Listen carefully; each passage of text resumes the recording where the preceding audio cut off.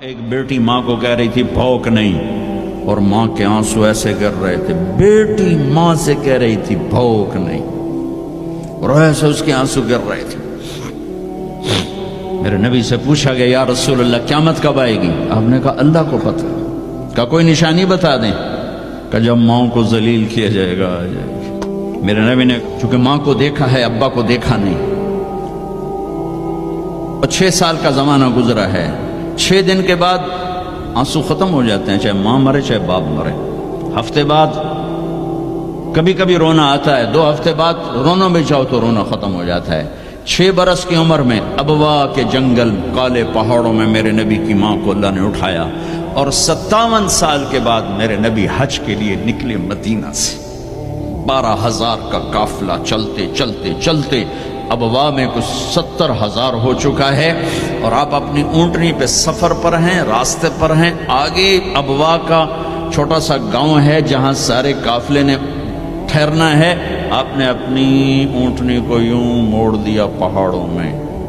قریب کے لوگوں کو پتہ ہے کہاں جا رہے ہیں، باقی تو سب نیا مجمع ہے، وہ کہہ رہے ہیں کہاں جا رہے ہیں کہاں جا رہے ہیں۔ آپ اپنی اونٹنی کو اندر چلتے چلتے چلتے چلتے چلتے چلتے ایک جگہ اونٹنی کو بٹھایا۔ ایک پہاڑ ہے 70-80 فٹ اونچا، اس پہاڑ پر چڑھے۔ وہاں ایسے ہی چوکور سا میدان ہے، باقی سارے پہاڑ یوں ہیں۔ سن 2000 میں بھی اماں آمنہ کی قبر کی زیارت پہ گیا تھا۔ جو میں وہاں میں تمہیں کیا بتاؤں،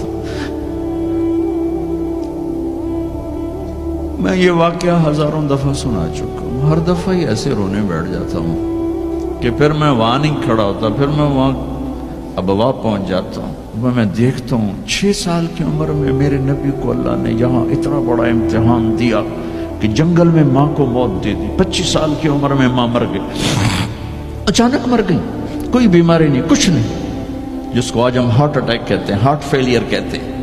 اتنا آخری جملہ کہا کل حی میت و کل جدید بال وقد ولدت طہرا۔ بولا نہیں جا رہا تھا تو بجھتے بجھتے بھڑکتی شمع نے کہا بیٹا ہر زندہ نے مرنا ہے، ہر جوانی نے ڈھلنا ہے، لگتا ہے تیری ماں کا آخر آ چکا ہے، لیکن میں نے ایک بچہ جنا ہے جو سارے عالم کو پاک کر دے گا۔ اور شمع خاموش ہو گئی۔ کس طرح انہیں دفن کیا، میں وہاں کھڑا یہی سوچتا رہا کہ یہاں قبر بنائی کیسے ہوگی۔ تو پتھر ہیں، کوئی لوگ گزرے ہوں گے یا پتھر جوڑ کے۔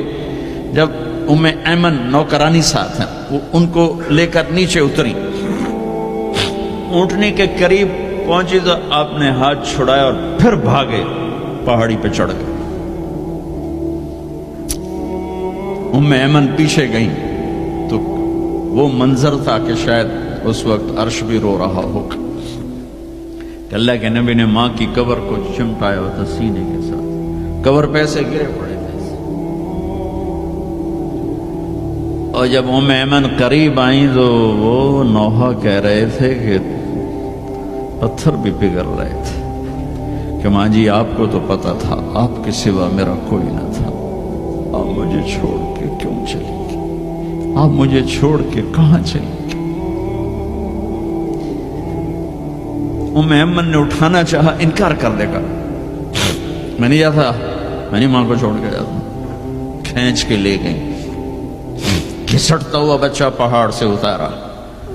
2 دن روتے روتے مکے کا سفر ہے، پھر کھانا بھی بند ہو گیا، پینا بھی بند ہو گیا، سوائے زمزم کے چند گھونٹ پانی کے سارا دن نہ کھاتے تھے نہ پیتے تھے، اکیلے بیٹھے رہتے، نہ ماں نہ باپ نہ بھائی نہ بہن۔ اللہ 57 سال کے بعد ماں کی قبر پر پہنچے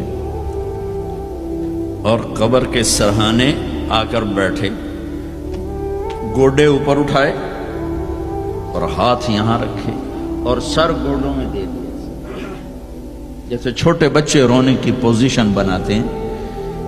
یہ چھوٹی جگہ میں دکھا نہیں سکتا، اور پھر جو رونا شروع کیا، اتنا روئے کہ ساری داڑھی سارا سینہ آنسوں سے بھر گیا۔ جیسے کوئی معصوم بچہ، جیسے 6 سال کا محمد رو رہا صلی اللہ علیہ وسلم، اتنا روئے کہ وجود ہل گیا، اور پھر فرمایا کہ میں آگے نہیں جاؤں گا، میں رات یہیں رہوں گا۔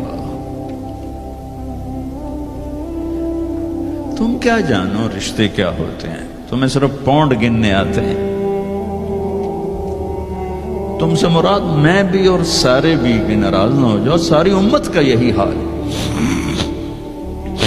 رات وہاں گزاری، ہائے کیا کہہ رہے ہیں، کاش میری ماں کبھی ہوتی، میں ایسی خدمت کرتا کہ بریڈ فورڈ والے بھی یاد کرتے ہیں، میں ایسی خدمت کرتا کہ میں عشاء کی نماز کے مصلی پر کھڑا ہوتا اور سورۃ فاتحہ پڑھ رہا ہوتا، اور پھر ادھر سے میری ماں کہتی محمد، تو میں نماز توڑ کے کہتا لبیک اماں جی،